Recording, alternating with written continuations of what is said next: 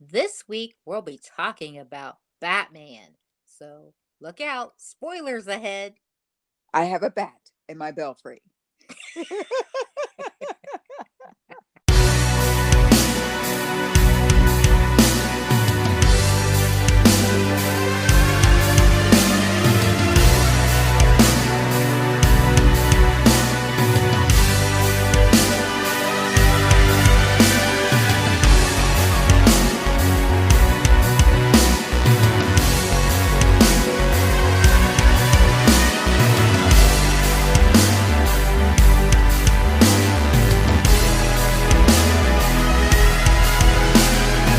So if you were around in the summer of 1989, then you'll no doubt remember that there was such a thing called Batmania back then, and Batmania was everywhere.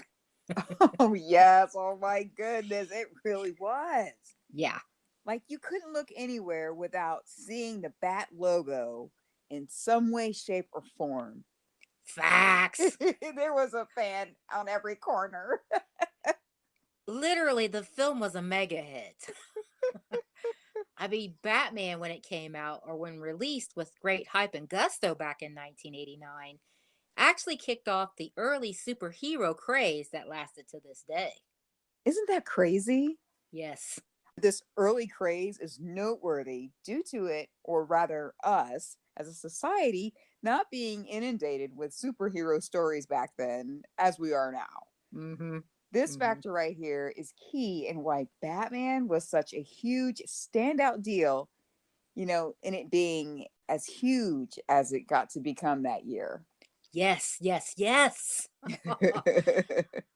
Batman exploded with great hype back in 1989 that, like you said, kicked off the profound superhero craze that is still burning white hot now in current times. Hmm. I mean, like, wow, how do we even do this film justice in describing how big a deal this film was at the time it was released? Uh huh. I mean, I guess I'll go full on 80s here and say that Batman was awesome. Oh, awesome is right. Well done. We've seen it so many times and just never get bored with it. Mm-mm. It's definitely one of our go to staples when speaking of good entertainment. Yes. Oh, yeah. But really, that is our true and tried opinion. But our opinion is part of what became, a cult fan favorite. As we've clearly observed over the years, Batman was a huge deal back in the day, though. It was. And we really probably can't and won't say it enough during our episode this week. We're allowed. That this film created a frenzy during its box office run and became a predictable cult favorite. So it's safe to surmise that both Coop and myself were, excuse me, I mean are. Get it right. I know, shame on me. But we are obnoxious fans of Batman, right, Much agreed. Koopy? In the most honest assessment on the subject, this version of Batman, Tim Burton's Batman, the Hmm. Batman, Hmm. is truly cinema at its very best. When we take a moment and think of how impactful Batman was back then, it was obvious the marketing was massive. Uh-huh. Like we said, everywhere you looked, there was the Bat logo somewhere on something like t shirts, novelty items, notebooks, hats. Oh my God. Yes. I mean, talking about this so instantaneously takes you back. It does. And we've probably stated this before, but even though we have seen and enjoyed other versions of Batman and the actors that played the Caped Crusader, but again, our solid opinion, who was best in our mind pulling off this endeavor, was drumroll please, Michael Keaton. Hence the exciting reason for our choice topic in our Orchard Trek this week. Mhm. Michael Keaton is by far the best Batman ever, in our humble opinion. The Batman he played was a legend. He was. And again, we completely acknowledge that our thoughts and opinions on Michael Keaton's portrayal are our own, Mhm. and we gladly express such in order to share this viewpoint or perspective with like minded retro buffs. Yet we're open to hearing also why this Batman portrayal or any of its working elements may or may not work for someone else. Mhm. Retro topics, in of itself, are fascinating on any level. That's right. We're tough caramel apples. We can take it. Come on. But that's an interesting point that you made there, Kenage, because for the past few decades, there have been other actors who don the bat suit. Hmm. And believe it or not, there were some of those recent actors that were no doubt declared as favorite. And the jury's still out on the newest addition to the Batman lineup to weigh out yet this year. So, fun fact, did you know that there were 9 different live action Batman, or shall I say Batmen, over the years? That's funny, Coop. Call them the group Batman. The collective. That's right. We got to be proper here, right? Yes. Okay, so there were nine. Very interesting. So who exactly are included in the nine? Oh, well, okay. So, once again, fun fact, of the 9, we have Lewis G. Wilson, that was 1943, Robert Lowry, and Batman and Robin from 1949.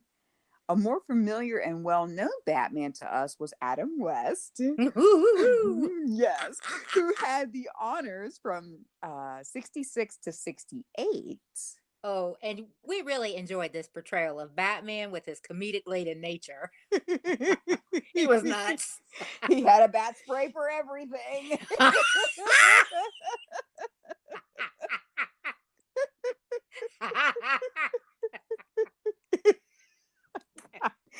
And there was a huge gap in time from that of Adam West version to where we're currently discussing this week, and Michael Keaton's portrayal from 1989 to 1992. Yes, like we mentioned, how we enjoy Adam West's Batman due to the goofy comedic edge of that. Sure. With Tim Burton's 89 Batman, we really like and were drawn to this version like hardcore. Mm-hmm. It was a complete 180 from Adam West's Batman in 1966. So Keaton's was a much more serious, less cartoonish approach that really drew audiences in on a global scale, us included. Facts. And continuing on with our fun fact, our next Batman entry of the 9 is Val Kilmer and Batman Forever, which was in 1995.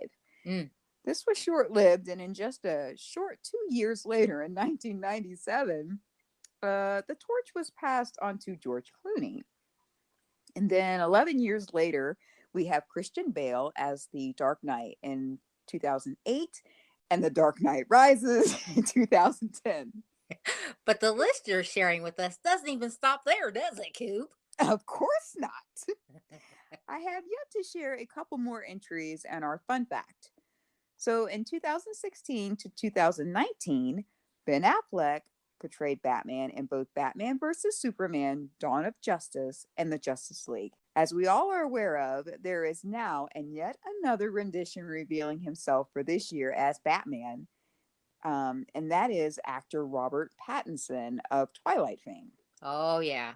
Yes. So the now wide, wide world of Batman fans eagerly await to see what comes together this year. And it's safe to say that that has already come to a theater near you. Oh, yeah. You think you'll see it? I do. I think I will because, up until I've seen all the ones since Adam West. So, yeah, I'll see it. What I about might. you? I might give it a crack. I'll see. I don't know. I don't. I I, don't really know him from his movies, so I think it'll be okay. I don't I don't know if it would be different if you know him as that character.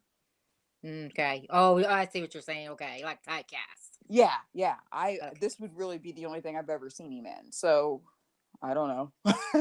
He might do okay. Well, fascinating fun fact there, Coop, with your list of nine. And that list is only of who actually starred in Batman feature films, not including TV shows or cartoons that have Batman too, because there are many. Yes, it's quite. It's got some staying power. It does. Like, yeah, like who hasn't heard of Batman, right? Right. Exactly. But look at just the list you shared of just movie examples starring our Caped Crusader. Hmm. So the $1 million question for our Orchard Archivers is, are you willing or planning on seeing the new Robert Pattinson Batsy? I mean, we know it's been out, what, a couple weeks now? Yeah. Yeah. Yeah, and Coop and I just sitting here, we're still debating. We probably will check it out, but yeah, we'd like to hear from you guys. I mean, are you a fan, of Batman in general? Will you go see the new one? Yeah. Yeah. Because you're always going to come away with being a fan of one or the other. But you'll have one that you like the best. So Mhm. I don't see anything wrong with still checking out the new one. I Yeah, doubt that it replaces the one that's already in the top spot, but. that's right. Okay, you archivers, weigh in. We're ready to hear what you got to say. But it's undeniable that Batman, no matter which specific actor portrayal donned the costume, is hands down one of the most beloved and revered pop culture comics figures of all time. Yes. The character Batman is legend. But back to the '89 version of Batman portrayed by Michael Keaton. Again, in our humble opinion, Michael Keaton is by far the best Batman, like he is Batman. And we enjoyed some of the other portrayals, but Michael Keaton, he hit it out of the park. Yeah, like if you went through the phone book and you're like, Batman residence, you're looking for Michael Keaton.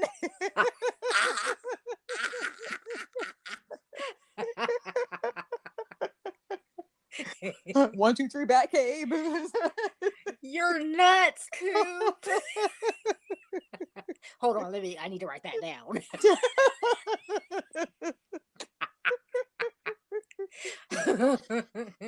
Oh my goodness. Like with his portrayal of Bruce Wayne, though, it was spot on and justified the Cape Crusader like no one has to this day. Hmm. He nailed both parts, but he did a smash up job as Bruce Wayne. Bruce Wayne, Miss Ba. Or, hi, Bruce Wayne.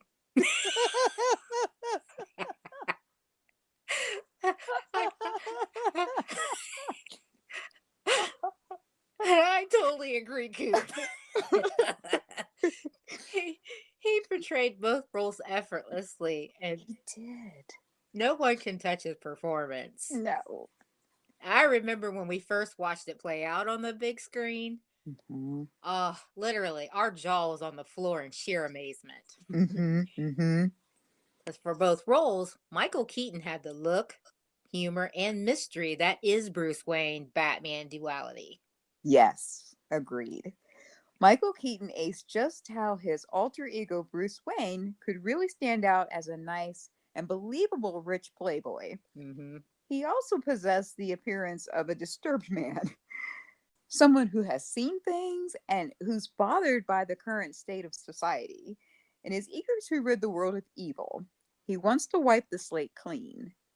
And Michael Keaton's portrayal of Batman retains more of a mysterious aura. Hmm. So not only was this wonderfully showcased by Keaton, but what was key was the dark and genius version of director Tim Burton he caused to come alive. Yeah. His signature style brought his predictably dark version of Batman.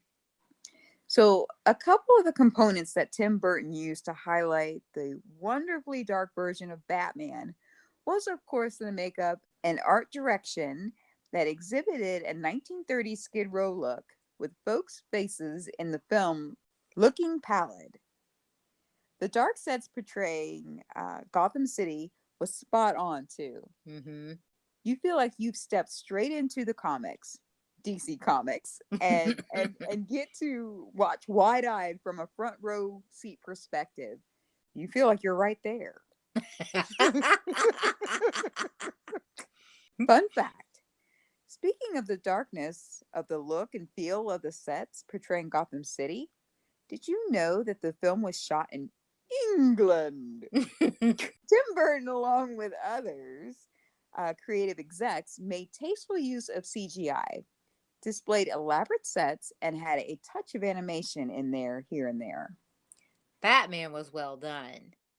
Now, you touched on this point briefly, and the obvious comparison involved in an earlier fun fact when you noted the stark differences between this Batman in 89 versus Adam West Batman in 1966. Mm-hmm. Loved and enjoyed both versions of Batman, but Batman 89 is a far cry from the campy Batman of Adam West. I mean, Adam West Batman was totally refreshingly fun, though. No disrespect, he was fun. It was a lot of fun. You were not there for a serious moment. No. If you were trying not to cry, if you were sad, you put in that movie, you're going to end up laughing. You will be, having a good day at that point. Send down the shark repellent. Bat sprat.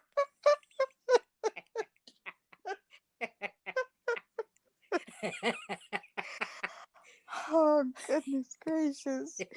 You can't mean that cheesy comical noir style showcased in the past Batman TV shows an equally cheesy older movie that contained the most entertaining 60s type B-roll examining pow, blam, whoosh, bang.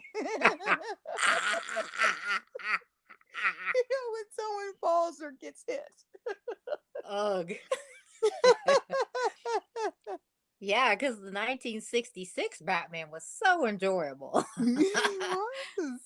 It possessed an innocent, cartoon-esque display back then, which was very entertaining. That version also had his trusty sidekick Robin, played by Burt Ward. But Robin was a trip too. Yes, he was. Holy nostalgia, Batman!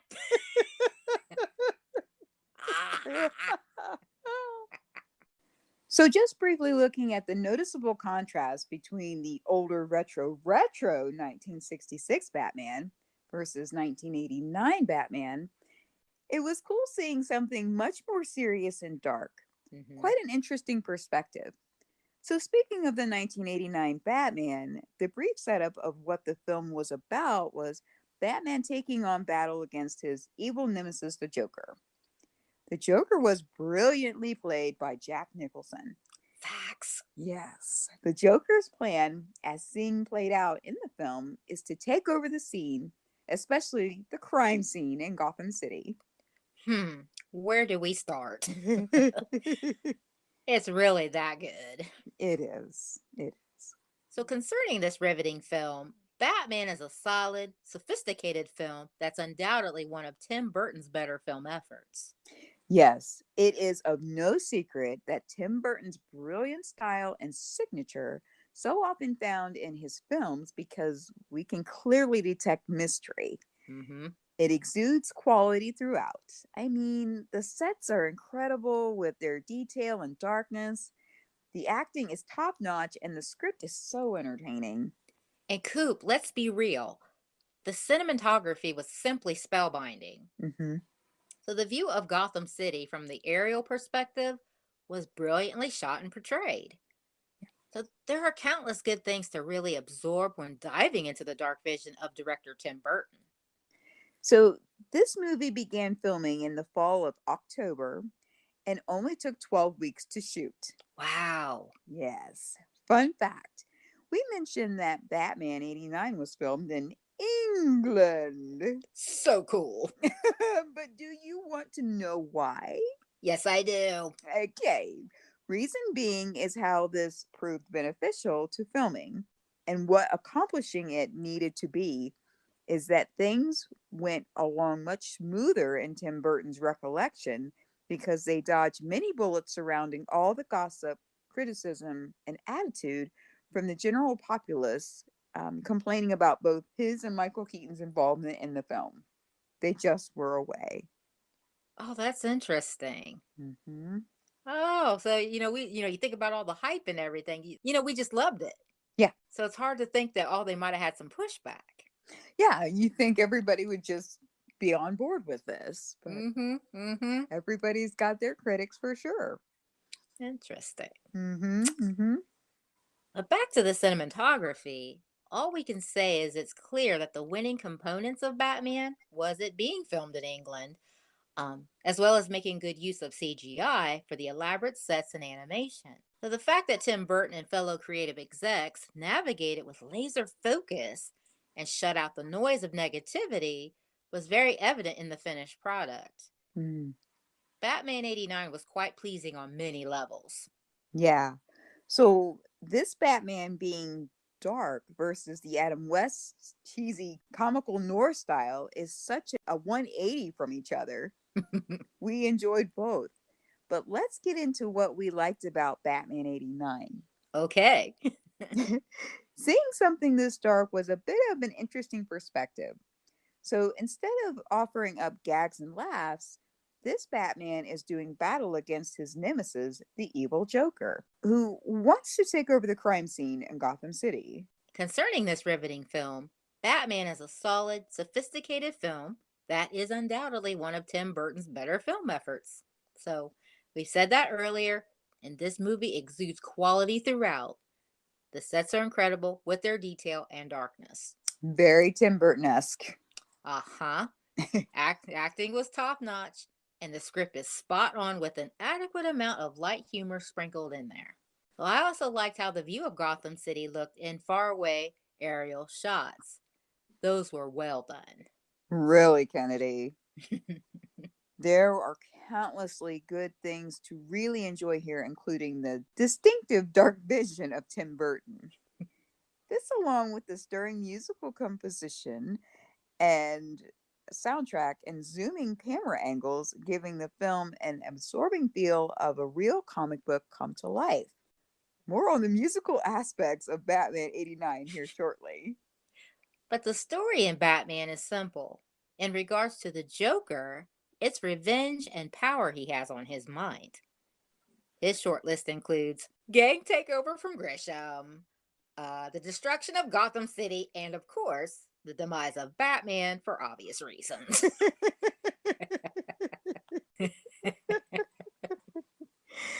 I just love how this movie is the classic comic book turned to film without looking too much like a comic book. Yes. So let's talk about our star hero for just a second, shall we? Michael Keaton portrayed Batman wonderfully. He was properly complex and brooding as billionaire Bruce Wayne, whose secret identity of Batman enables him to clean up the corrupt streets of Gotham. Fun fact, Michael Keaton developed two voices for Batman or Bruce Wayne, with the former being much lower in tone. He, in essence, set the benchmark in which most other Batman and Bruce Wayne renditions is patterned after or compared. Michael Keaton as the troubled, vengeful Bruce Wayne, in our humble opinion, is a fine actor, and it would only be a matter of time where his take on Bruce Wayne, the man, would be appreciated. Now, as the Caped Crusader, Michael Keaton set the bar high for all those that followed in his footsteps. So we're not going to go long on, really Michael Keaton, the actor per se, because this is really about Batman, but there's a lot of fascinating stuff that we can tell you about Michael Keaton, and we have already done that. So, yeah. So if you want to know more about that and some of his other film highlights, check out our episode right here on the Caramel Apple podcast of Michael Keaton. Fascinating stuff. Like what you hear so far? Make sure you never miss a show by clicking the subscribe button now. This podcast is made possible by listeners like you. Thank you for your support. Now, back to the show.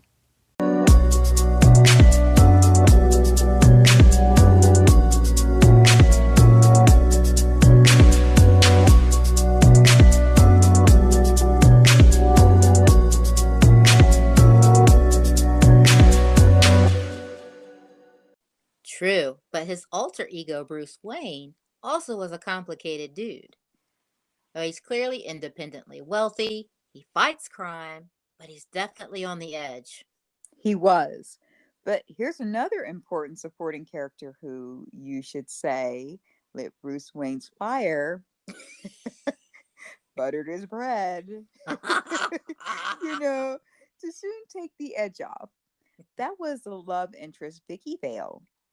Vicky Vale is a hot blonde reporter that crosses paths with and gets rescued by our hero. Coop, I actually didn't mind Vicky Vale in this movie. Hmm. She was played by the talented Kim Basinger. She is Vicky Vale. Yeah, yeah. And for the most part, she worked for and was agreeable to most fans of this movie. But like where some were picking apart Tim Burton's involvement in the movie and Michael Keaton's involvement in the movie, unfortunately, some didn't care too well for having Vicky Vale star in Batman either. Oh boy. Yeah, they called it a significant flaw. What? Oh my, Curious, okay. I know. I'm telling you, some of those critics were rough. Wow, yes. Oh, very curious indeed. But we all have our preferences and opinions, right? Mhm. So, so what exactly was the issue, perhaps? What exactly was it that some of the naysayers didn't like? Was it having Vicky Vale in it, or having Kim Basinger playing Vicky Vale, perhaps? Coop, I really don't know exactly. But there was some noise about this, though, obviously. Maybe it was a little bit of both, actually. Yeah, probably. All I know is that it said some felt, Oh, that yeah. So like, just putting her in there, Vicky Vale as a love interest, I guess they kind of likened it to like Superman having Lois Lane. sure. Yeah. Hmm. So the folks that disagreed with any part of her presence felt she was, again, a significant flaw in the film. Wow. And they too hated all of the screaming she did. It was pretty excessive, but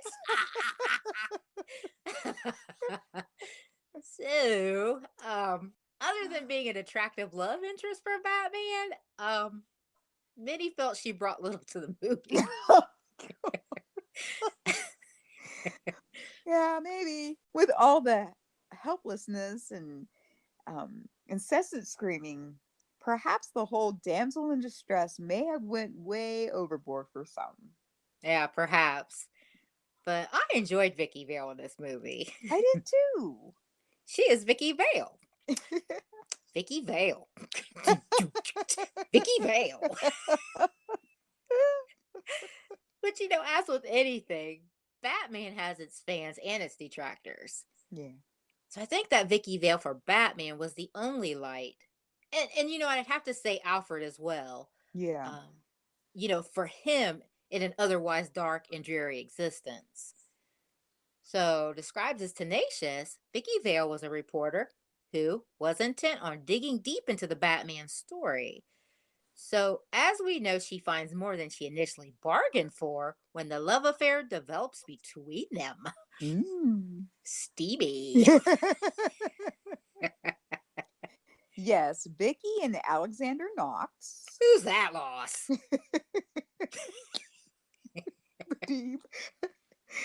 They, they attend a benefit hosted by none other than Bruce Wayne at Wayne Manor. This is where the two cross paths and sparks just fly. Mm-hmm. Bruce is totally taken in by Vicky's charms. Of course, Knox becomes jealous of the obvious chemistry between Bruce and Vicky. But in regards to the big picture, this scenario is small fries, or is it? Catch the twist coming. Meanwhile, on that same night, Carl Grisham's second in command, heavy or muscle, Jack Napier, is sent to raid Axis Chemicals factory. So after the cops receive a tip-off and arrive to arrest him, Jack then realizes he has been set up by his boss, who's clearly angered by Jack's affair with Grisham's mistress. Well, there it is. There it is. Every time. So, in the midst of the shootout, Batman arrives and takes out Jack Napier's henchmen. Grisham intends for Jack Napier to be killed, but instead he's horribly disfigured after a freak confrontation with Batman. And shortly thereafter, Jack recovers with the help of less than stellar plastic surgery, but is left with his noticeable signature disfigured grin, which is now permanent and a strong indicator that he's even more disturbed or psychotic than previously. He is now the Joker. Oh boy! So, after killing Grisham, the Joker then takes over his empire and holds the city at his mercy by chemically altering everyday hygiene products, causing those using a certain combination of products to end up laughing themselves to death. New and improved Joker products! So now we see that these shenanigans put the Joker on the radar. Batman attempts to track down the Joker, who now has become romantically interested in none other than Vicky Vale. Well, Miss Vale. Uh-oh, right? With all this trouble a brewing in Gotham, thanks to the Joker, Mm-hmm. it is soon evident that his terrorizing warmongering streak wasn't bad enough. He further pushes the accelerator pedal on his evil plans, where he intends to do something spectacular at the upcoming celebration of Gotham's 200th anniversary. Mm. Thankfully, Batman uses a couple of his expensive toys to foil his plans. Can we say the ever awesome Batmobile and the Batwing? Ah, yes. But the Batmobile, to many of us hardcore fans, deem this design or version of the Batmobile the definitive choice, which made Batman 89 that much more perfect. Totally. Like, we won't go long on this, but if you want the detailed scoop on this version of the Batmobile, check out our Golden Delicious nod to it in our Hero Cars episode right here on the Caramel Apples podcast. Again, fascinating stuff. But the Batmobile is very menacing looking, yet slick and beautiful with a big afterburner to deliver that extra turbo boost. Yeah. I remember well that the audience gasped in sheer awe the first time it debuted on screen when it was sitting there waiting just outside of the museum. It's also amazing looking when it cloaks itself in armor. And then we got the money shots of the Batmobile when Batman and Vicky head out to the Batcave. Okay, that's enough. I'm starting to go long now. I know, right? It's okay, Kennard. I'm right there with you. I was absolutely blown away by the visuals, which for a film that came out in 1989 and a dark one at that, the visuals were spectacular. Mm-hmm. Michael Keaton does an excellent job as Batman and Bruce Wayne. And Jack Nicholson is delightfully over the top and ornery as the Joker. Joker here. But Coop, you too speak the absolute truth on this, because it really is Jack Nicholson's mind-blowing performance as the rather sadistic Joker that holds this film together. Like, if I had to decide who was better as the Joker between Jack Nicholson and Heath Ledger, well, Heath was my boy. And to Coop's defense, he really was that good pulling off the role. I mean, he had big shoes to fill, and he did do that part justice in The Dark Knight. He did. But even though Heath is my boy, Jack Nicholson really was the Joker for me. Me too. He's our generation's Joker. So nostalgic. Yes, the Joker was both scary and comical. He mixed a believable performance of jokes, campiness, as well as evil. Mm-hmm. The Joker was rotten. I mean, he wanted to torment and kill what and whoever was in his path in his twisted ways. Yes. And as we mentioned before, he went to poisoning random makeup and personal hygiene products through an ostentatious party where he gave away free money, then has the audacity to poison the crowd. Oh my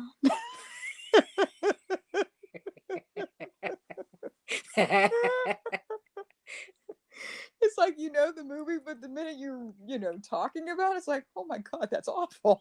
I know, right? Yeah, you just sit there and watch it, but when you think about it, it's like, oh, that was terrible.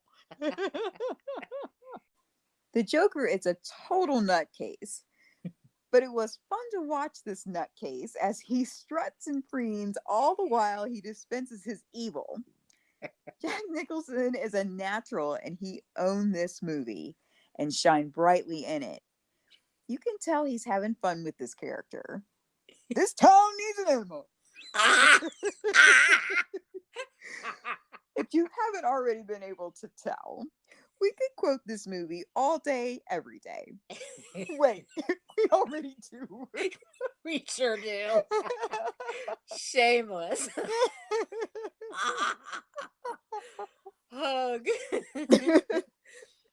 But Coop, do you remember when he deliberately trashed the museum? Ah, yes.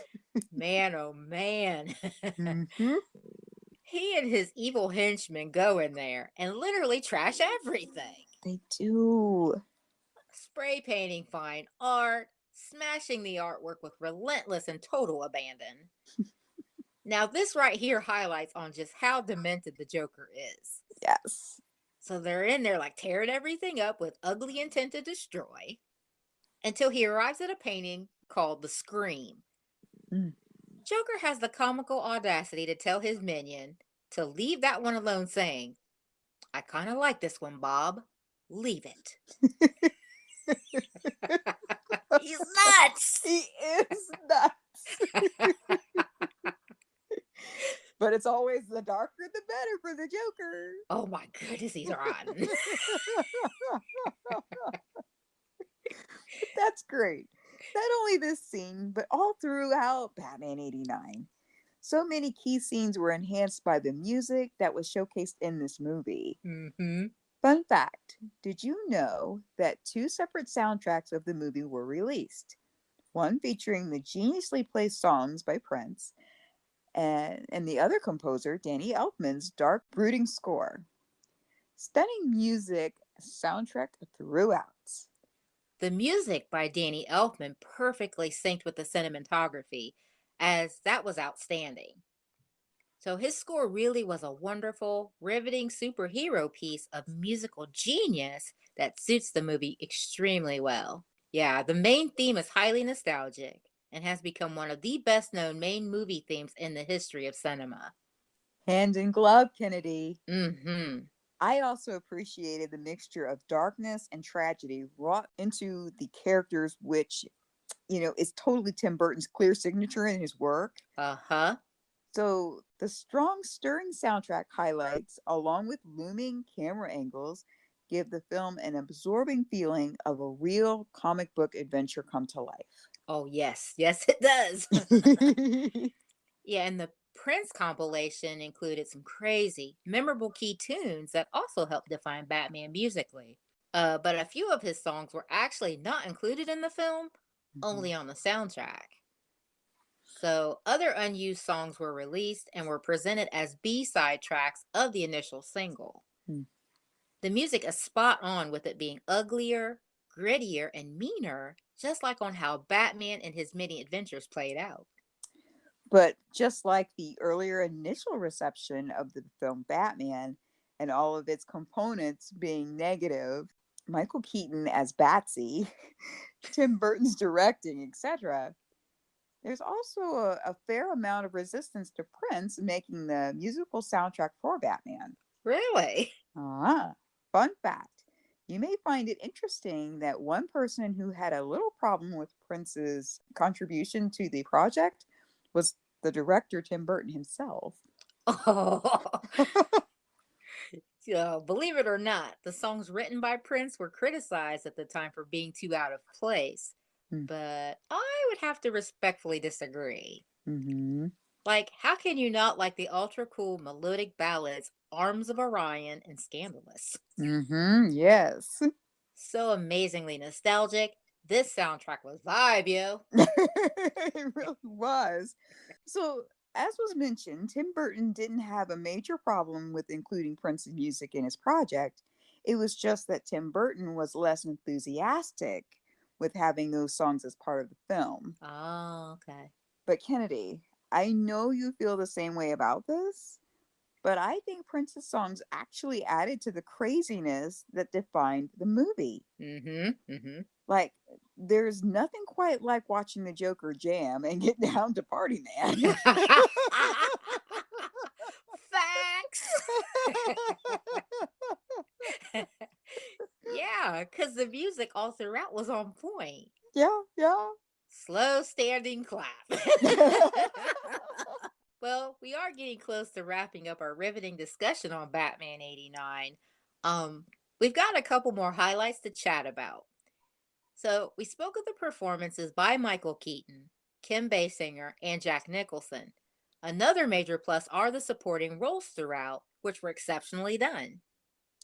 Burton assembled a large cast for his first major film. So this includes smaller roles played by Grisham, Jack Palance, Harvey Dent, Billy D. Williams, Commissioner Gordon, Pat Hingle, Alexander Knox, Mhm. Robert Wool, Alfred, Michael Gough, Alicia, Jerry Hall. Alfred was always a nice, refreshing addition to the cast. Mhm. So enjoyed Alfred on screen. Alfred serves as a father figure to Bruce Wayne, but he also was Wayne's butler and confidant.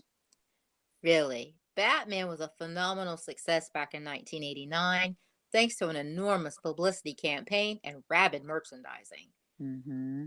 A real Batmania had enveloped everything. It did. So this goes down as one of the greatest adaptations ever. Batman was no doubt a huge blockbuster and had a great deal riding on it in regards to merchandising and a possible franchise, hence the equally entertaining sequel, Batman Returns, entering the fray in 1992. Batman is still quite entertaining and enjoyable some 30 years after its initial release. Mhm. The special effects for the time are quite good and they still work today. Tim Burton truly managed to create a movie that felt very much like it belonged in the DC comic universe. Yes, you have to give this film credit. Everything about it nailed how dark Batman is, and with Michael Keaton's voice, is wonderfully brooding. So, of all the superhero characters we've seen developed, I probably like Batman the best. That's perhaps due to the fact in being that he is the most human one with real emotions, along with dark, edgy tendencies. Mhm. Plus, I like that he isn't invincible. Look, he's human after all.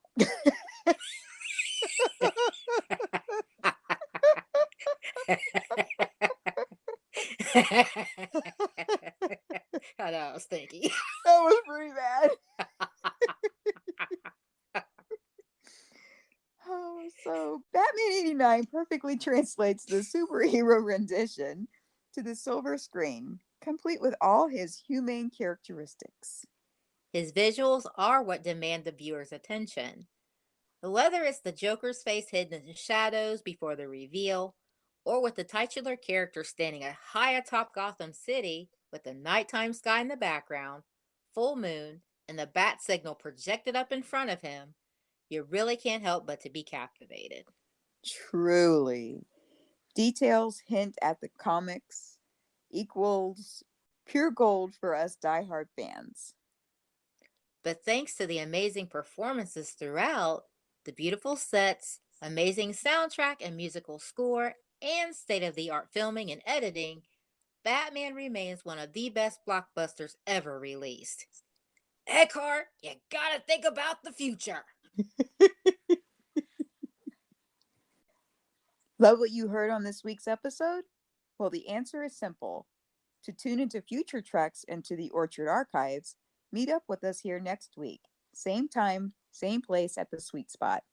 And it would mean the world to us if you would leave us a shining review and feedback. Spreading the word really is the best way to grow our podcast and explore more iconic memories. Thank you.